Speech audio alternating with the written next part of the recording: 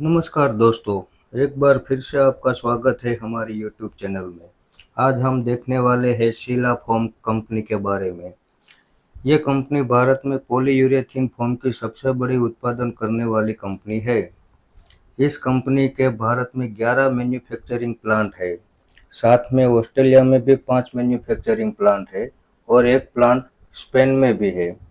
इस कंपनी ने 40 million euro में स्पेन के एक कंपनी को खरीदा ताकि ये यूरोप के मार्केट में अपनी पकड़ बना सके। इस कंपनी के पास ऑस्ट्रेलिया में भी एक सब्सिडियरी कंपनी है जिसका नाम जोयस फोम है और ये जोयस फोम नाम वाली कंपनी ऑस्ट्रेलिया में भी सबसे बड़ी उत्पादन करने वाली कंपनी है। अब इस कंपनी को अपने कंपैरिजन सेक्टर में देखें तो ये मार्केट कैप में भी नंबर 1 है। ये कंपनी साल दर साल क्वार्टर ऑन क्वार्टर प्रॉफिट कर रही है और सबसे बड़ी मज़ेदार बात यह है कि पब्लिक के पास सिर्फ 5% होल्डिंग है और बाकी सारी होल्डिंग प्रमोटर एफआई और डीआईएस के पास है। अब इसके सारे फंडामेंटल स्ट्रॉन्ग हो और ये स्टॉक ऑल टाइम हाई से 50% गिरा हुआ हो तो हम ऐसी कंपनी में ज़रूर इन्वेस्ट करेंगे। अब हम इसके चार्ट को देखें तो हमें इसमें भी 3 सपोर्ट नज़र आ रहे हैं। पहला तो यही 915 के पास जहां ये क्लोज आया हुआ है, दूसरा 800 के पास और तीसरा 600 के पास। हम इन तीनों सपोर्ट पे खरीदने के लिए तैयार है और हमारा टारगेट 2000 तक रहेगा। आइए अब देखते हैं हमारा अगला स्टॉक जिसका नाम है टीसीआई एक्सप्रेस लिमिटेड। अब ये कंपनी हमें सबसे बड़ी खास बात तो ये अच्छी लगी कि इस कंपनी ने पिछले साल बाईबैक किया था और उस बाईबैक का भाव था 1814 और आज हमें ये 1100 के भाव पे मिल रहा है, तो इस स्टॉक में इन्वेस्ट करना तो बनता है।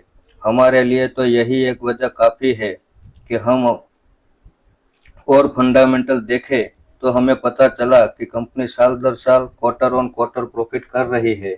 इस कंपनी का रिजर्व हर साल बढ़ता जाता है। इस कंपनी में कर्जा नहीं के बराबर है और पब्लिक के पास सिर्फ 16% होल्डिंग है, बाकी सारी होल्डिंग प्रमोटर एफआई और डीआईएस के पास है। अब हम इसके चार्ट पे देखें तो ये हमें 2500 के हाई से गिरकर 1080 पे चल रहा है।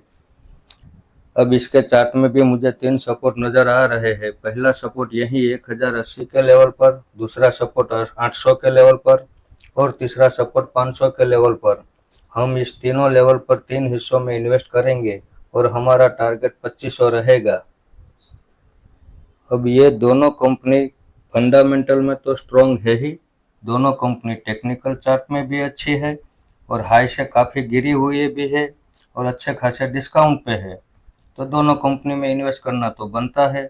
अब ऐसे ऑल टाइम हाई के जब मार्केट चल रहा हो और इतने डिस्काउंट वाले स्टॉक मिल रहे हो तो हमें ऐसे ही स्टॉक पसंद करना चाहिए, ना कि जो ऑल टाइम हाई पे चल रहे हैं।